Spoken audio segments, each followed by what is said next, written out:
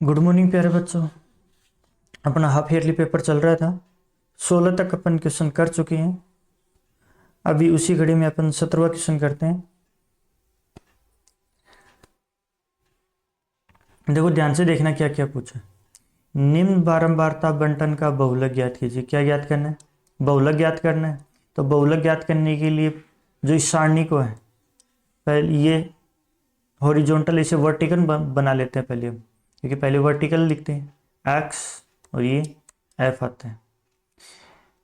अब x के मान 0 से शुरू होकर कहाँ तक जा रहे हैं? 120 तक।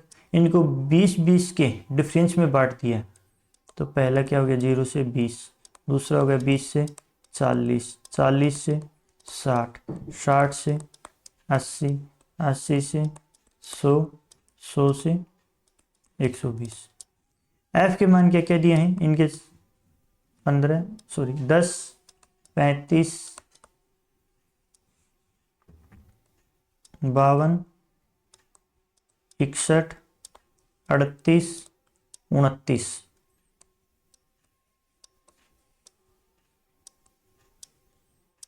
ये f के मान दे दिए। तो अपन देखो ज्ञात क्या करना अपने को? बहुलक। तो इसके लिए अपने को बहुलक वर्ग बनाना पड़ेगा। बहुलक वर्ग कैसे बनता है?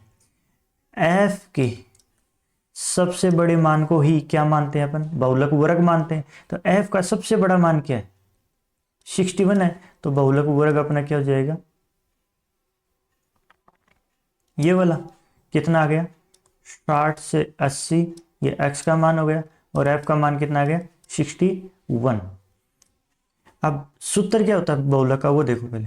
बहुलक बराबर L plus F1 minus F0 बटे 2F1 minus F0 minus F2 कोष्टक इंटू एच।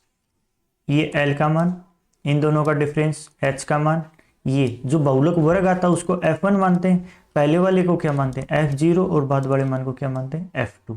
अब सूत्र में मान रख दो। ये L का मान कितना है? 60 प्लस F1 का मान कितना है? 61 माइनस F0 का मान 52। 2F1, अब F1 का डबल कर दो तो 61 का डबल कितना हो जाएगा? 122 माइनस F0 का मान 52 माइनस F2 का मान 38। और डिफरेंस कितना है इनका? इन दोनों का 80 में से 60 गए तो 20। अब इन्हें कैलकुलेट कर लो। 60, 61 में से 52 घटाओगे तो कितने आ जाएंगे? 9। अब देखो इसमें सेम चिन्ह की संख्या ही होती हैं कि आपस में जुड़ती हैं। तो ये भी माइनस की, ये भी माइनस की। 52 और 38 को जोड़ दो तो कितना आ जाएगा? 90 इंटू 20 इक्वल टू 60 प्लस 9 बटे 122 में से 90 गए तो कितने बच जाएंगे? 32 इंटू 20, 60 प्लस। अब इन्हें कट कर लो। देखो ऊपर से कितनी बार कट होगी? 4 से कट हो जाएगी 5 बार, और नीचे कितनी बार कट हो जाएगी? 8 बार। अब इन्हें मल्टीप्लाई कर दो। 9 को 5 से मल्टीप्लाई करोगे तो कितना जाएगा? 45, और नीचे कितना आ जाएगा? 8। 60 प्लस, अब 45 में 8 का पूरा पूरा भाग नहीं जा रहा, लेकिन जितना जा रहा है उतना समथिंग देख लेते हैं। 5 बार तो पूरा पूरा जाएगा, और फिर इसमें कितने बचेंगे? 8 पंजो 40, 5 बचेंगे। 5 और फिर आगे 0 उतारोगे तो 8 में का भाग दोगे तो कितना? समथिंग 6 बार मान लेते हैं। इतना आ गया। अब 60 में 5.6 जोड़ दो, कितना जाएगा? 65.6। तो अपने को क्या ज्ञात करना था? बहुलक ज्ञात करना था। तो देखो अपन ने बताया था माध्यक या बहुलक हमेशा जो अपना बॉक्स बनता है उसी के बीच में ही प्राप्त होता है। अपना बॉक्स क्या बना था? 60 से 80, और f का मान कितना था? 61। तो ये x के मानों में ही प्राप्त होता है, उनके बीच में जो वर्ग अपना बना था। तो अपना वर्ग था 60 से 80, 60 से 80 के बीच में 65.6 प्राप्त हो रहा है। इसका मतलब अपना आंसर सही है। समझ में आया क्वेश्चन? नेक्स्ट क्वेश्चन देखो क्या दिया, निम्नलिखित दिए गए समीकरण के मूलों की प्रकृति ज्ञात कीजिए। अब इसकी नेचर कैसी है वो अपने को ज्ञात करनी है। यदि मूलों का अस्तित्व है, ये अगर रूट एग्जिस्ट कर रहे हैं तो उन्हें अपने को फाइंड भी करना है। तो अब देखो मूलों की प्रकृति के लिए पहले डी बी विकटीकरण ज्ञात करना पड़ेगा, बी स्क्वायर माइनस 4ac। अब समीकरण क्या दिया है, 2x square minus 6x plus 3। सबसे बड़ी घात के गुणांक को अपन क्या मानते हैं, a, कितना आ गया 2। x के गुणांक को अपन क्या मानते हैं, b माइनस 6। और बचे हुए कांस्टेंट पद को अपन क्या मानते हैं, c। तो अपन इसमें मान रख दो, b का मान माइनस 6 का whole square 4 into a into C, कितने हो गए 36, क्योंकि माइनस हमेशा सम घात के कारण प्लस बन जाता है। और 6 का स्क्वायर कितना हो गया 36, ये गुणा कर लो, कितने हो गए 24, कितने आ गए 12। अब ये प्लस का है माइनस का या जीरो आया, वो अपने को 3 ही मान प्राप्त होते हैं। तो अगर जीरो आता है तो मूल वास्तविक हैं और समान होते हैं, प्लस के प्राप्त होता है मान तब मूल वास्तविक हैं व भिन्न भिन्न है। अगर मान नेगेटिव प्राप्त होता तो मूल काल्पनिक है, इनका कोई अस्तित्व ही नहीं होता। लेकिन यहाँ अपने को देखो, अपने को प्लस का मान प्राप्त हुआ, मतलब मूलों का अस्तित्व है और कैसे हैं, वास्तविक हैं और भिन्न भिन्न है। मतलब इसके दो घात के समीकरण है तो दो ही इसके मान प्राप्त होंगे।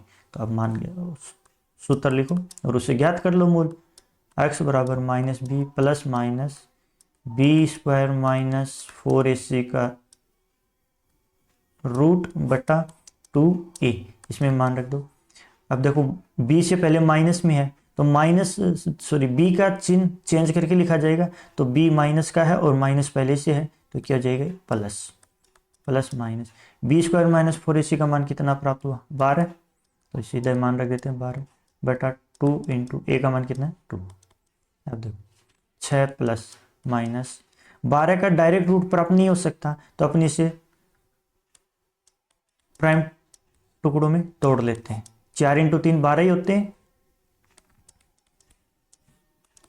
6 प्लस माइनस, अब 4 का तो रूट पे प्राप्त कर सकते हैं अपन। 4 का रूट कितना होता है 2, तो वो बाहर आ जाएगा 2, अंदर क्या रह जाएगा रूट 3 बटे 2 गुणा 2। अब देखो यहाँ भी 2 से डिवाइड हो रहा है, यहाँ भी 2 से डिवाइड हो रहा है, तो 2 से डिवाइड कर दो। तो 2 से करोगे तो कितनी बार जाएगा 3 बार, प्लस माइनस 2 डिवाइड हो जाएगा तो क्या बचेगा रूट 3 और बटे 1 2 डिवाइड हो जाएगा तो 1 ही 2 बचेगा। अब देखो अब इससे आगे अपन और सोल्व नहीं कर सकते तो अलग अलग दो चिन्ह है, दो मान लिख दो इसके। 3 प्लस रूट 3 बटे 2 और 2 से क्या प्राप्त हो जाएगा 3 माइनस रूट 3 बटे 2। दोनों भिन्न भिन्न प्राप्त हुए और दोनों वास्तविक मान है। तो यही अपने मूलों के अस्तित्व था और उन्हें अपने फाइंड किया। क्लियर।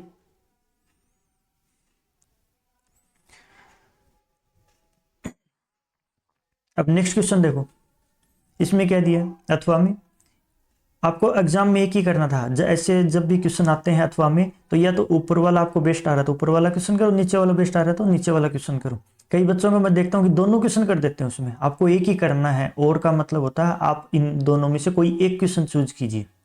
तो अब देखो अगर आपको ऊपर वाला अच्छा रहा है तो ऊपर वाला कर दिया। अब नेक्स्ट क्वेश्चन पे चलो। लेकिन कुछ बच्चे ऐसे होते हैं कि सर हमें तो अथवा वाला आ रहा है और वाला ही करेंगे हम तो चलो वो भी अब समझा देते हैं कि उसमें कैसे क्या कैलकुलेशन करनी है। देखो क्या दिया, एक समकोण त्रिभुज की ऊंचाई उसके आधार से 60 सेंटीमीटर कम है। किससे कम है, आधार से कम है। तो पहले आधार अपने को मानना पड़ेगा। तो एक समकोण त्रिभुज बना लेते हैं।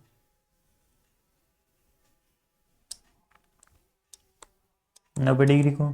अब देखो अपन पहले आधार को कुछ ना कुछ मानने, क्योंकि आधार से 60 सेंटीमीटर कम है तो अपन आधार को मान लेते हैं x। आधार को क्या मान लिया x। तो ऊंचाई आधार से 7 सेंटीमीटर कम है तो आधार से 7 कम, ये ऊंचाई हो गई x माइनस 7। कर्ण 13, कर्ण क्या था 13। तो अन्य दो भुजाएं ज्ञात कीजिए। अन्य दो भुजाएं देखो कैसे ज्ञात करेंगे। सूत्र क्या होता है कर्ण स्क्वायर, क्योंकि अगर अपने पास x का मान प्राप्त हो जाता है तो अपने पास आधार भी प्राप्त हो जाएगा और ऊंचाई भी प्राप्त हो जाएगी। तो x का मान कैसे ज्ञात करेंगे, पाइथागोरस प्रमेय लगा के। कर्ण का स्क्वायर बराबर आधार स्क्वायर प्लस लंब स्क्वायर, कर्ण का स्क्वायर, कर्ण कितना है 13, आधार कितना है x, लंब कितना है x माइनस 7, 13 का स्क्वायर, 13 गुणा 13 कितने होते हैं 169 एक्स स्क्वायर। अब ये देखो a माइनस बी के होल स्क्वायर का जो सूत्र लिखवाया था उसी से इसे खोल लो। सूत्र क्या होता है A square plus B square minus 2ab, तो ये क्या हो जाएगा A square plus B square minus 2ab, ये कितना आ गया 169। ये देखो x और x स्क्वायर दोनों, क्योंकि ये भी x की घात 2 है, यहाँ भी x की घात 2 है, तो सेम नेचर के हैं, तो ये आपस में जुड़ जाएंगे। 2x स्क्वायर प्लस 7 का स्क्वायर कितना आता है 49, ये 7 दूनी 14, माइनस के कितने हो गए 14x। अब इसको संख्या को इधर लेके आए तो 0 बराबर 2x square plus 49 minus 14x minus 169। तो सेम नेचर की जो संख्याएं होती हैं उनमें आपस में प्लस या माइनस होता है। तो देखो यहाँ भी अचर है और यहाँ भी अचर है। अब दोनों अलग अलग चिन्ह की संख्याएं हैं तो इनको घटा दो तो कितना आ जाएगा माइनस 120 माइनस 14x। तो देखो मैं 0 को उधर ले लेता हूँ और इसको उधर ले लेता हूँ क्योंकि बात तो सेम ही रहेगी दोनों। अब देखो 2 घात का पद, अब 1 घात का पद लेके आते हैं तो कितना हो जाएगा माइनस के 14x माइनस के 120 बराबर 0। अब ये पूरा देखो 2 से डिवाइड हो रहा है तो 2 से डिवाइड कर दो x square minus 7x minus 60 बराबर 0। अब इसे वही श्रीधराचार्य सूत्र लगाना पड़ेगा, x बराबर minus B plus minus under root B square minus 4ac बटा 2a, क्योंकि द्विघात समीकरण प्राप्त हो गया। द्विघात समीकरण को सोल्व करने का एक ही तरीका है ये वाला। तो इसमें a का मान कितना रखोगे 1, b का मान कितना रखोगे -7, c का मान कितना रखोगे माइनस के 60। ठीक है। अब देखो मैं ये आपको डायरेक्ट बता देता हूँ, क्योंकि इसमें मान रखोगे आपके पास कोई ना कोई प्राप्त हो जाएगा। लेकिन मैंने एक आपको पाइथागोरस ट्रिक बताई थी, क्योंकि जब भी कर्ण 13 हो तो एक पाइथागोरस ट्रिक अपन डायरेक्ट याद रखें तो कितनी आएगी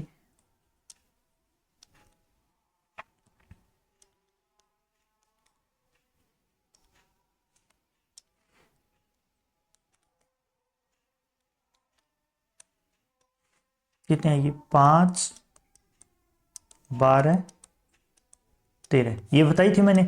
सबसे बड़ा मान किसका रहता है कर्ण का रहता है। तो यहाँ भी देखो कर्ण कितना दिया 13 और यहाँ भी सबसे बड़ा मान कितना प्राप्त होता है 13। तो मतलब ये ट्रिक अपने को लग सकती है, लेकिन लगेगी या नहीं लगेगी वो देखिए। देखो अब x बड़ा है,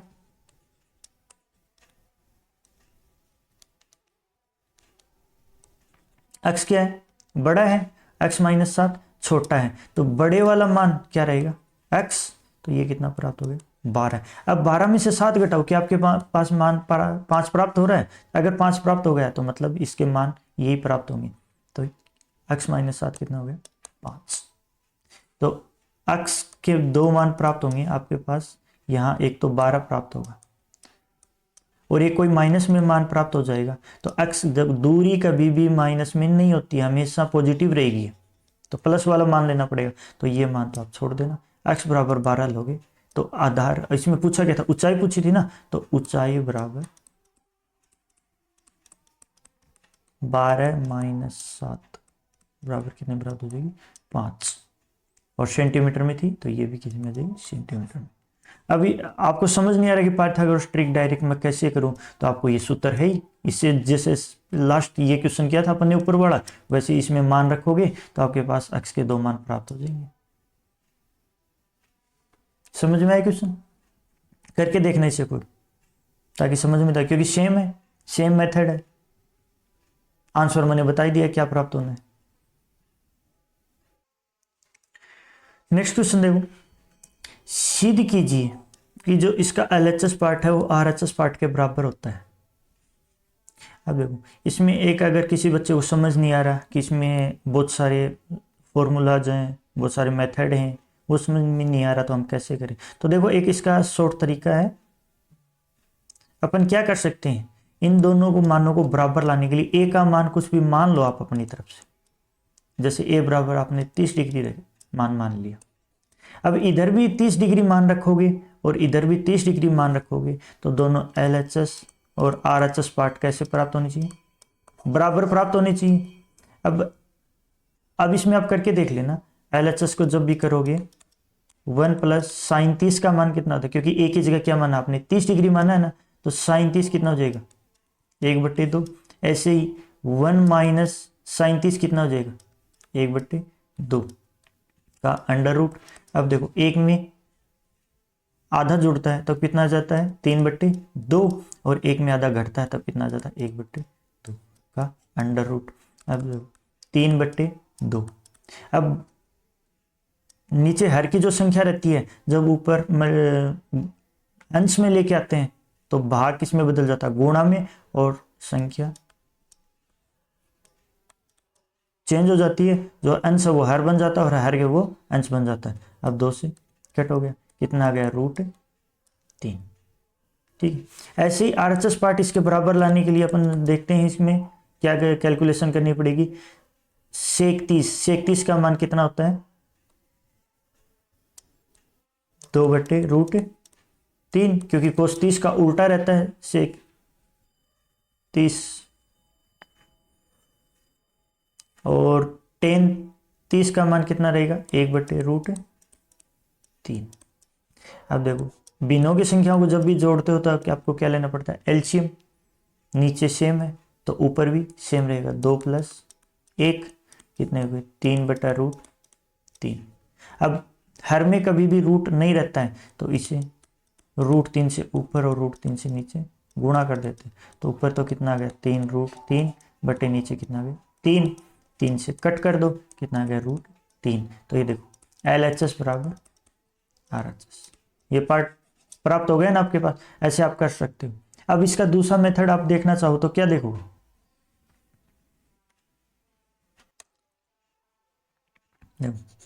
अब LHS पार्ट क्या है इसका 1 प्लस साइन ए बटा 1 माइनस साइन ए का अंडर रूट।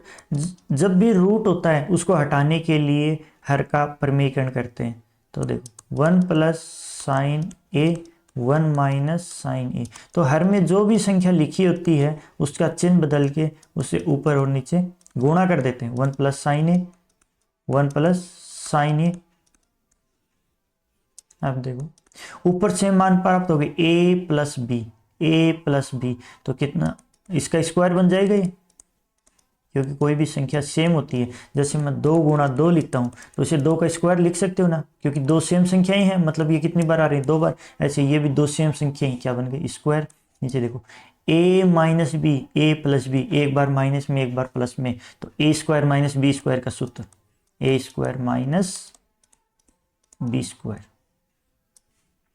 देखो 1 प्लस साइन ए का होल स्क्वायर बटा 1 माइनस साइन स्क्वायर ए, क्योंकि ए का स्क्वायर क्या प्राप्त हो गया 1, 1 प्लस साइन ए का होल स्क्वायर, और 1 माइनस साइन स्क्वायर है, देखो ये सूत्र लिखवाया था साइन स्क्वायर ए प्लस कोस स्क्वायर ए बराबर क्या होता है 1 होता है। अगर मैं साइन स्क्वायर ए को उधर लेके जाऊं तो क्या बन जाएगा कोस स्क्वायर ए बराबर माइनस में चला जाएगा, यही तो मान है ये, तो इसके बराबर में क्या होता है कोस स्क्वायर ए, मैंने यहाँ रख दिया कोस स्क्वायर ए का अंडर रूट। अब ऊपर भी देखो स्क्वायर है नीचे भी स्क्वायर है, तो रूट और स्क्वायर आपस में कैंसिल हो जाते हैं, तो क्या हो गया 1 प्लस साइन ए बटा कोस ए। तो अब देखो मैं इसको अलग अलग, अब ये साथ में इसका एलसीएम लिया हुआ था, अपन इसको अलग अलग करें तो एक में कोस ए का भी भाग लग जाएगा और साइन ए में कोस ए का भी भाग लग जाएगा, क्योंकि जब एलसीएम लेते हैं तो मान तो वही प्राप्त होने हैं इधर वाले, तो अपन ने अलग अलग कर दिया इनको। अब देखो 1/कोस ए, कोस ए का उल्टा क्या होता है सेक, और साइन बटे कोस क्या होता है टेन। तो क्या हो गया ऊपर जो अपन को सेक ए प्लस टेन ए फाइंड करना था वही अपना आंसर आ गया। तो इसके किसके बराबर प्राप्त हो गई RHS के। क्लियर हुआ ये क्वेश्चन। अब देखो और वाला करना चाहो तो उसके लिए क्या करोगे, दो समीकरण आपको लिख के दिए हुए हैं, टेन ए प्लस बी बराबर √3, दूसरा क्या दिया हुआ, टेन ए माइनस बी बराबर 1/√3। अब देखो LHS साइड में 10 है तो आप RHS साइड में अगर 10 ले आओ तो 10 कैंसिल हो जाएगा, तो 10a प्लस बी, तो देखो √3 10 में किसका मान होता है, 10 60 का। ऐसे ही नीचे वाले समीकरण में करोगे तो 1/√3 10 में किसका मान होता है, 10 30 का। तो देखो दोनों तरफ से 10 कैंसिल हो जाएगा, तो कितना आ गया, a प्लस बी बराबर 60 डिग्री, और इधर क्या आ जाएगा, a माइनस बी बराबर 30 डिग्री। अब देखो ये दो समीकरण बन गए, समीकरण 1 और समीकरण 2। विलोपन विधि से इनके मान ज्ञात कर सकते हो, b के अलग अलग चिन्ह है तो इनको जोड़ दो, जोड़ने पर b से b कैंसिल, कितना आ गया, 2a बराबर 90, तो a का मान कितना प्राप्त हो गया, 45 डिग्री। अब किसी भी एक में मान रख दो, आपको b का मान प्राप्त हो जाएगा। तो देखो मैं समीकरण 1 में रख देता हूं, a प्लस बी बराबर 60 डिग्री, इसमें a का मान रख दो, कितना आ गया, 45 प्लस b बराबर 60, b बराबर 60। अब ये मान उधर जाएगा तो किस में बन जाएगा, माइनस में, तो 60 में से 45 गए तो 15 डिग्री। तो a का मान कितना प्राप्त हो गया, 45, और b का मान कितना प्राप्त हो गया, 15। क्लियर हुई है बात।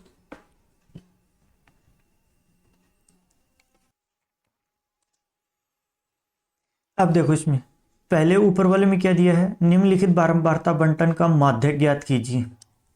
तो माध्यक वही सारणी बनाए पहले, x का मान, अब ये f का मान है, ये CF का मान, देखो बारंबारता दी हुई है, मान बढ़ रहे हैं फिर घट रहे हैं, मतलब ये f का मान है, तो सारणी बना लो, 65 से 85, 85 से 105, 105 से 125, 125 से 145, 145 से 165, 165 से 185, और 185 से 205। अगर आपके मान दिए हुए तो इतना लिखने की ज़रूरत नहीं है, लेकिन एग्जाम में तो पूरा अपने को कैलकुलेट करके दिखाना है तो वो लिखना ही पड़ेगा। 20, 14, 8, 4। अब अपन क्या ज्ञात करते हैं, CF ज्ञात करते हैं, संचय बारंबारता। तो पहला मान तो सेम आता है, अगले मानों को जोड़ के लिखते हैं कि मतलब जो CF प्राप्त हुआ है और अगला जो F उसको ऐड करेंगे तो अगला CF प्राप्त हो जाएगा। कितना प्राप्त हो जाएगा, 9, 22, ये कितना प्राप्त हो जाएगा, 42, 56, 64 और 68। अब जो लास्ट मान प्राप्त होता है ना, वो सिग्मा एफ का मान ही प्राप्त होता है, तो यहां सिग्मा एफ फाइंड करोगे तो कितना आ जाएगा, 68। कितना प्राप्त होगा, 68। अब वर्ग बनाने के लिए अपन क्या करते हैं, सिग्मा FY2 से ठीक बड़ा मान संचय बारंबारता में देखते हैं, तो 68/2 कितना आ जाएगा, 34। 34 से ठीक बड़ा मान संचय बारंबारता में देखो, जहां मिले वही उसी को क्या बना दो, बॉक्स बना दो। तो 34 से बड़ा मान क्या है, 42। तो यही अपना क्या बन जाएगा, माध्यक वर्ग बन जाएगा। तो माध्यक जो प्राप्त होगा वो 125 से 145 के बीच में ही प्राप्त होना है। तो अब माध्यक का सूत्र लिखो पहले, माध्यक बराबर L plus sigma FY2 minus संचय बारंबारता, कौन सी, जो माध्यक वर्ग प्राप्त हुआ उससे पहले वाली, बट्टे F इंटू H। L का मान सबसे लोअर जो मान होता है x का वो L होता है 125। सिग्मा FY2 कितना प्राप्त हुआ, 34। पहले वाले ही संचय बारंबारता कितनी है, 22, बटे F का मान कितना है, 20, इंटू H का मान कितना है, इन दोनों का डिफरेंस कितना है, 20। 125 प्लस 34 में से 22 गए तो कितने आए, 12, बटे 20 गुणा 20, 20 से 20 कट हो गई, तो 125 प्लस 12 कितने प्राप्त हो गए, 137। अब देखो 137, 152 और 145 के बीच में ही मान प्राप्त हो रहा है, मतलब अपना माध्य मान सही है। तो कितना आ गया 137।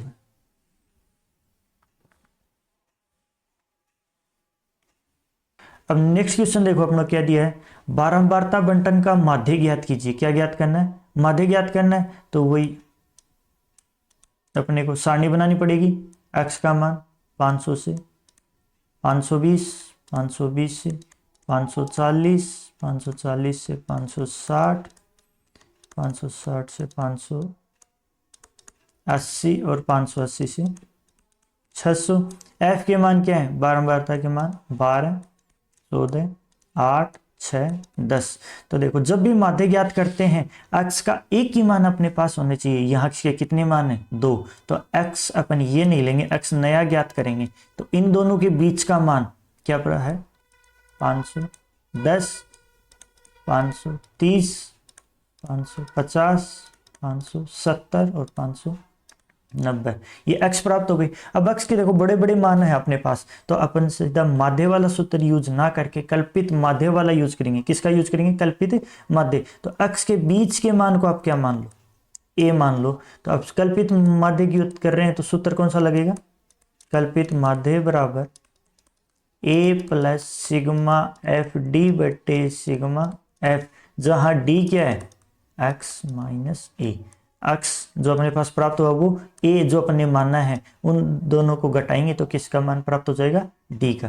तो d ज्ञात करेंगे x माइनस ए। तब देखो x माइनस ए, तो 510 में से 550 घटाओगे तो कितना आ जाएगा, माइनस के 40। ऐसे x माइनस ए कितना आ जाएगा, माइनस 20। x माइनस ए 0, यहाँ 20 और यहाँ 40। अब आगे क्या करना है, f और d का गुणा करना है। f और d का गुणा करो, 12 चौक 48, आगे 0 था माइनस में। 14 दूनी 28, आगे 0 है माइनस में। ये 8 गुणा 0 0, 6 दूनी 12, आगे 0 है। और ये 4 एकम 4, आगे 2 0। ठीक है।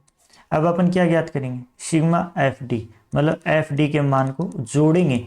तो देखो ये माइनस का 480 और ये प्लस का 400, तो यहां कितना बच गई, माइनस के 80। ठीक है, ये माइनस के 80, ये प्लस का 120, तो ये कितना बच गया, प्लस के 40। ये माइनस के 280, ये प्लस का 40, ये कितने बच गए, माइनस के 240। तो सिग्मा एफ डी का मान कितना आ गया, माइनस 240। या आप वैसे भी इसको अलग अलग कैलकुलेट कर सकते हो, जैसे minus 480 minus 280 plus 0 plus 120 plus 400। Same जिनकी संख्याओं को आपस में जोड़ते हैं तो माइनस माइनस वाले जुड़ जाएंगे, प्लस प्लस वाले मान जुड़ जाएंगे। तो कितने आ गए 0, ये कितने हो गए 6 और ये कितने हो गए 7, 760। अब इनको जोड़ोगे तब कितना प्राप्त हो जाएगा 520। अब अलग अलग चिन्ह की संख्याएं घटती हैं तो कितना जाएगा 240। चिन्ह हमेशा बड़ी संख्या वाला रहता है तो कितना जाएगा माइनस। इस तरह ये सिग्मा एफ डी का मान कितना प्राप्त हुआ, माइनस 240।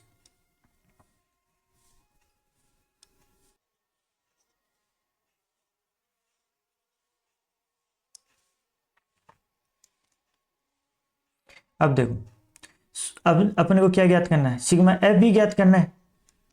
क्या ज्ञात करना है, सिग्मा एफ।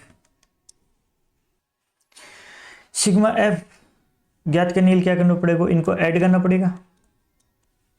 तो ऐड कर दो, 14 12 26, 26 8 34, 34 6 40, 40 और 10 50। कितने मान प्राप्त हो गए, 50।